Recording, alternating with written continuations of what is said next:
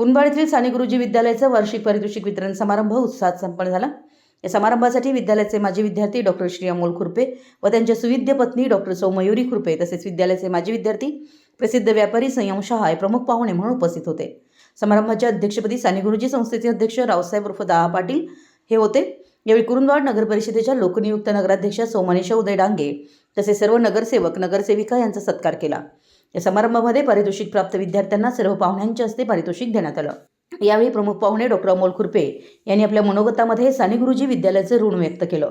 तसेच विद्यार्थ्यांना त्यांनी आवाहन केलं की पहिल्या क्रमांकाने उत्तीर्ण होणारच जीवनात यशस्वी होतो असं नाही, त्यासाठी प्रयत्नच करावे लागतात। या समारंभासाठी संस्थेचे सचिव अजित पाटील, संचालक राजेंद्र आलासे, राजेंद्र मालगावे, सतीश पोद्दार, बसवप्रभू आवटी, निखिल आलासे, ज्येष्ठ संचालिका जयश्री थोरात, सर्व विद्यार्थी विद्यार्थिनी, पालक, संस्थेमधील माजी मुख्याध्यापक, शिक्षक शिक्षकेतर कर्मचारी उपस्थित होते। समारंभाची सांगता वंदे मातरम या गीतानं झाली।